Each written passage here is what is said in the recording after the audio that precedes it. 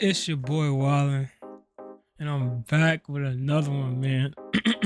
This time around, we got a little first impressions of the game of the altars. Now, if you don't know what game this is a survival, exploration, management, story-driven type game. And I just wanted to give you my impressions of my first couple hours with the game, and what I feel like, my opinion, etc., etc. So, first glance and through my whole experience, well, the game is just beautiful. Honestly, the sound, the game, how it looks, spot on. As you can see on the screen, this is like the first couple moments of the game. I'm just gonna put it out there. This is as spoiler free as possible. But yeah, let me continue. The game is beautiful aesthetically, man. I really love how the game looks and whatnot. That's one part I can't complain on. The sound is amazing. I'll give it that. But once we get down to the nuts and bolts of the game, the story is actually very alluring. Like, I don't know if you ever came across any of the trailers. It looks pretty interesting. I haven't gone as far as the trailer show, but from what I see, it looks like the story unfolds into something like you would love to see in a movie theater or whatnot. So we got those three things: the story, the aesthetic, how it looks, the sound, and the story, top notch. But is that enough to carry the game to make you want to keep playing to see the story unfold?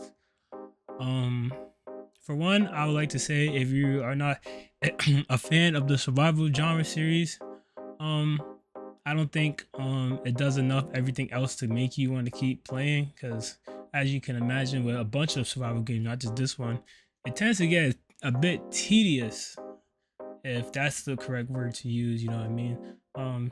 Just having to manage people, gather resources, as you can see on the screen right here. This mechanic right here is a good chunk of the game, pretty much, either where you're setting up mining stations or you're actually walking around mining the ore yourself, and pretty much you got to gather a bunch of resources, as you can imagine, to lock more items, um, upgrade your base, unlock more rooms, etc., etc. We'll touch on the room and the base a little bit later when I have some of the scenes on screen. But yeah, you're pretty much going to be spending a bulk of your time gathering resources, as you can imagine. Any survival game, I don't think that's bad. They also have little mini games and certain ways on how you collect minerals. One involving you having to like scan the ground and figure out where you can set up a mining station, etc., etc.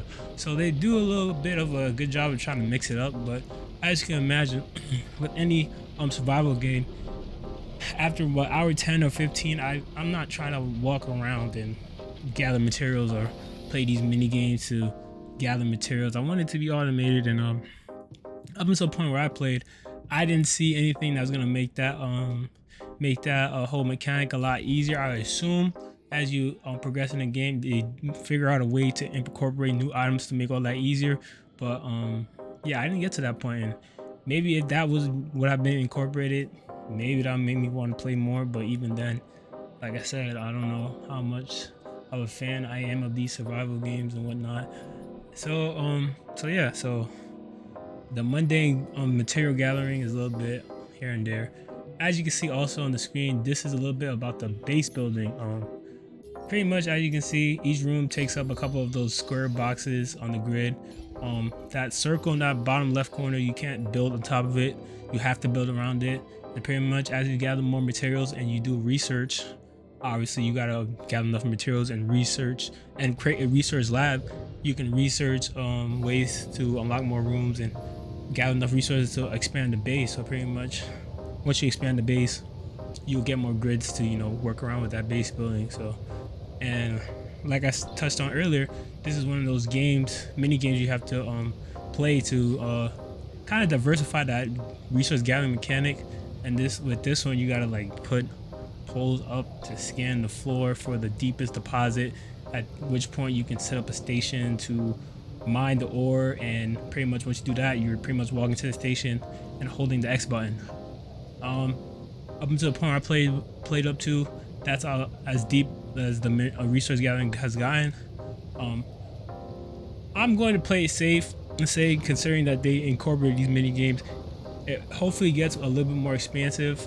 Also, the other part of the game unlocked, they introduced certain areas with mineral deposits, but in these certain areas is extremely radiated. So you gotta figure out a way how to, obviously probably unlock an upgrade that makes your suit more resistant to radiation. At that point, you can get into that area and play this mini game again. So I guess they do a little bit of a good job to switch up the resource gathering. Just probably um, keep the user involved.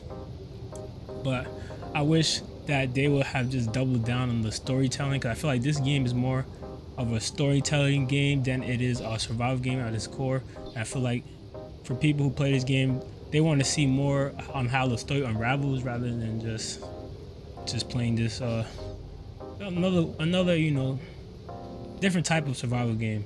Please relax. I'm not a survival game connoisseur. I can't rate these survival games. I'm just basing on what I played and how I was feeling playing the game. Like, I would, I mean, but with any survival game, after a couple hours, I want to keep doing what I was doing the first 2-3 hours in terms of when it comes to gathering resources. You gotta figure out an item that just goes and like digs it up for me. Like, relax, bro. I really don't want to do this for the next 60 hours.